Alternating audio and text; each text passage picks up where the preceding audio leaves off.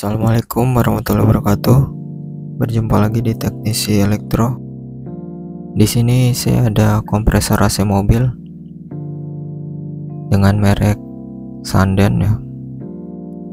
Nah, ini dia untuk tipenya ya.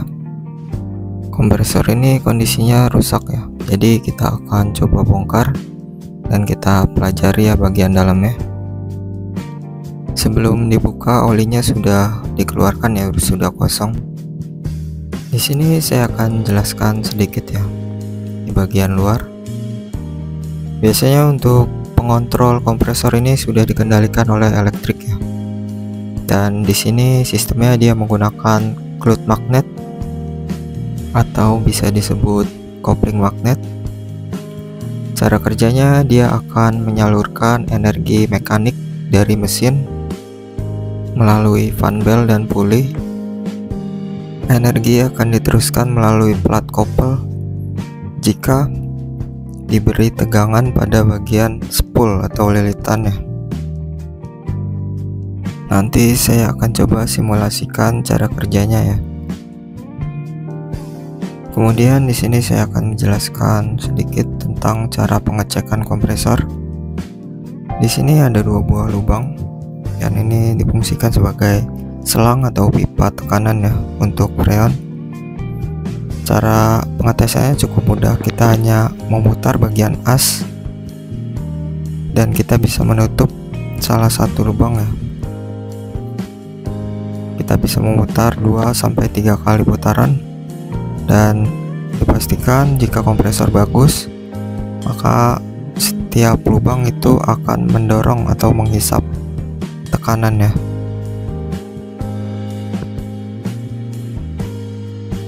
Oke, kita akan langsung bongkar aja bagian kompresornya. Sini saya akan membuka bagian cloud magnetnya ya. Nah, ini dia bagian platnya. Nah, untuk di dalam di sini ada pengunci ya. Klip bos atau as. Sini kita bisa buka pakai tang khusus. Nah, sudah terbuka ya. Kemudian untuk bagian pulinya saya buka menggunakan tracker ya. Nah, ini dia di dalamnya ada bearingnya ya. Nah, di dalam ada pengunci lagi ya, klip. Nah, di sini kita tidak perlu buka, nggak apa-apa ya, karena untuk bagian bautnya sudah bisa kita buka.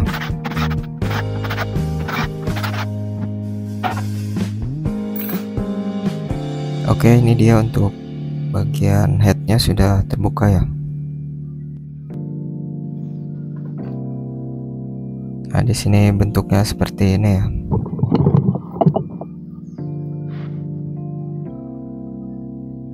Dan di sini ada bearing juga.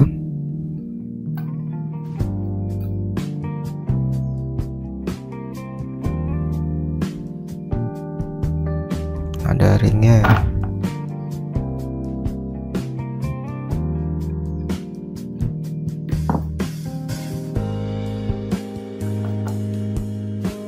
Jadi bearingnya seperti ini ya. Ini jenis bearing duduk ya. Sini masih ada sisa oli sedikit ya, kita buang dulu. Dan untuk pistonnya kita bisa langsung tarik ya. Nah, ini dia untuk bagian pistonnya.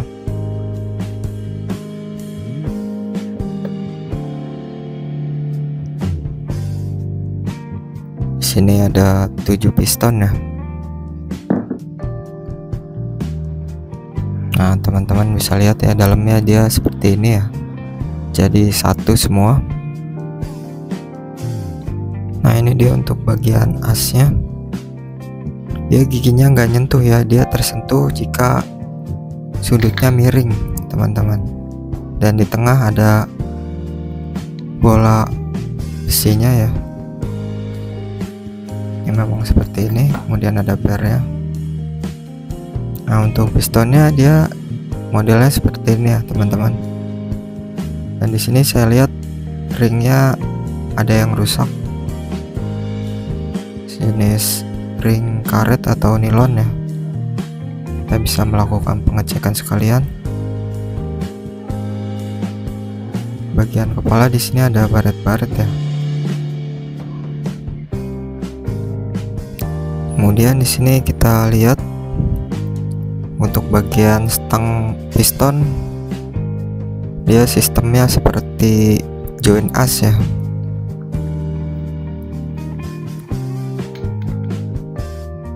Jadi satu semua. Sekarang kita bongkar bagian belakang.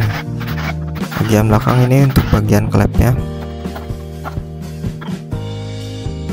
Nah, ini dia untuk bagian penutup bloknya ya. Di sini ada dua bagian jalur ya. Dan ini adalah untuk klep ya. Teman-teman bisa lihat ya. Klepnya seperti ini.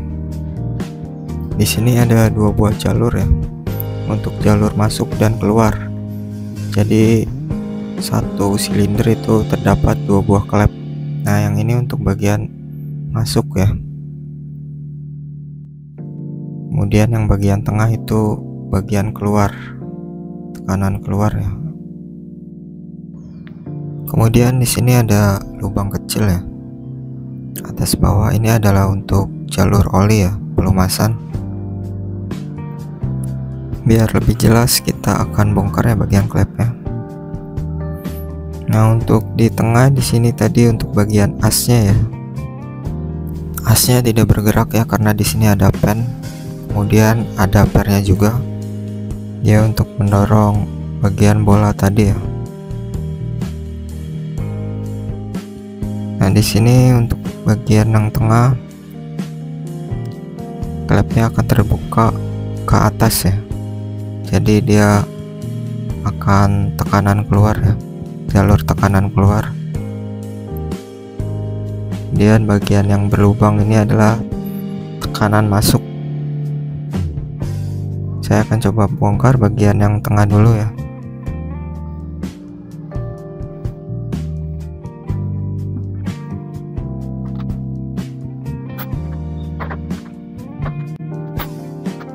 Oke, baut tengahnya sudah terbuka ya. Ini dia nggak megang di dalamnya.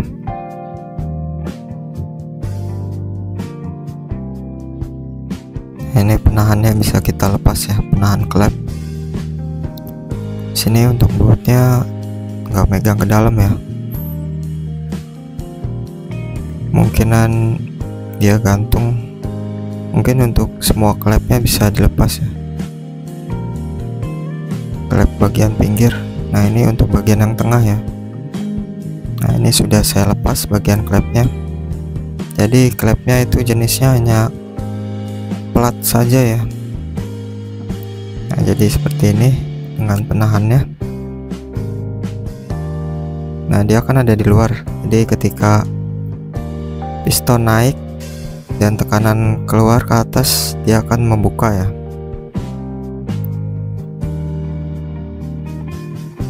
Jadi cara kerjanya seperti itu. Berikutnya saya akan bongkar klep bagian pinggir.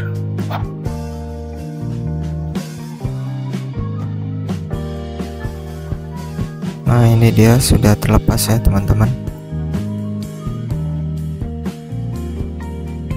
Nah, teman-teman bisa lihat ya. Ini yang bagian pinggir, posisi dalam ya. Jadi ketika piston turun ke bawah, ruang tekanannya akan tertarik ya, dan klep akan terbuka. Dan coba kita pasang bagian yang atas ya, klep tengah, biar teman-teman bisa lebih jelas lagi. Jadi yang pinggir ini jalur masuk ya. Kemudian yang tengah adalah jalur keluar. Nah, ini katup ini dua-duanya satu arah ya. Jadi jika ada katup yang kotor ataupun ada kerusakan, dia akan terbuka ya.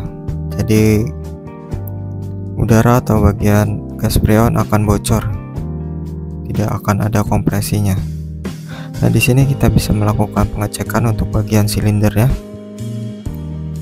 Di sini saya rasa masih bagus ya, tidak ada baret. Nah, di sini saya akan bersihkan saja ya untuk bagian klepnya.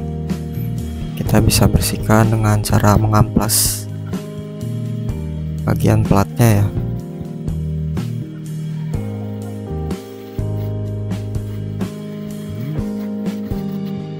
Jika teman-teman mendapati kompresor yang bermasalah seperti kompresinya kurang, teman-teman bisa melakukan cara ini ya. Bersihkan kerak-kerak oli ya pada bagian klepnya agar klep bisa menutup rapat. Sini saya akan bersihkan semua ya bagiannya, dan kita akan cuci.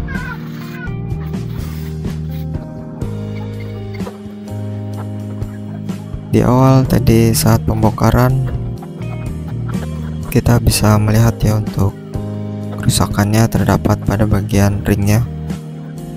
Ring pistonnya rusak ya, jadi untuk tekanannya ini bocor, tidak ada kompresi.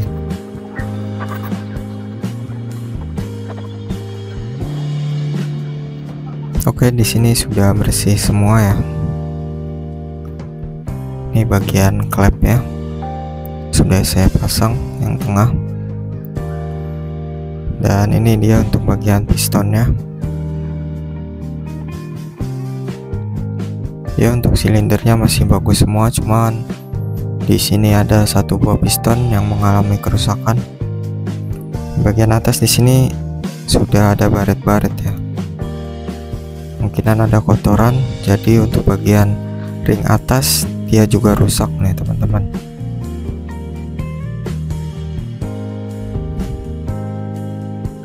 Mungkin saya akan coba cari ya ke tukang servis AC mobil untuk partnya, siapa tahu ada jual ya, atau mungkin kita bisa cari Kanibalan.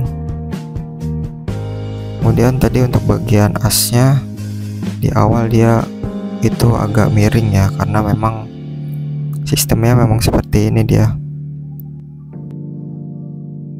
sistem seperti diafragma ya. Jadi untuk bagian asnya kalau dia hidup itu miring ya. Dan untuk sistem pistonnya kita bisa coba simulasikan ya. Nah, ini kan untuk bagian headnya dia memang bergelombang ya, seperti diafragma, seperti ini ya. Ketika berputar dia seperti ombak dia jadinya.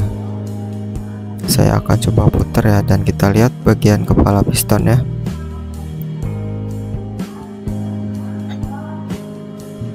Nah, ini dia seperti ini ya kira-kira untuk cara kerja pistonnya.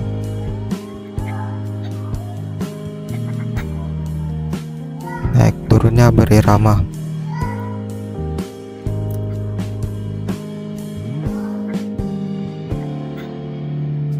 Nah, untuk bagiannya hanya itu saja ya, cukup simple ya teman-teman. Kemudian tadi saya akan jelaskan bagian cloud magnet.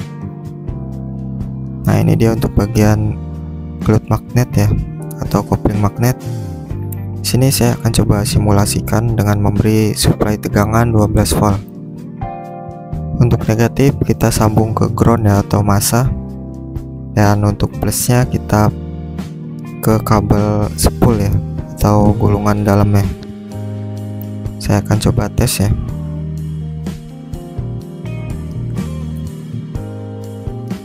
Teman-teman bisa melihat ya, dia ada getaran atau kejutan. Nah, ini kita putar pulinya. Nah, dia berhenti ya, dia mengunci ya. Nah, putaran pada puli ini akan disalurkan ke bagian as tengah ya.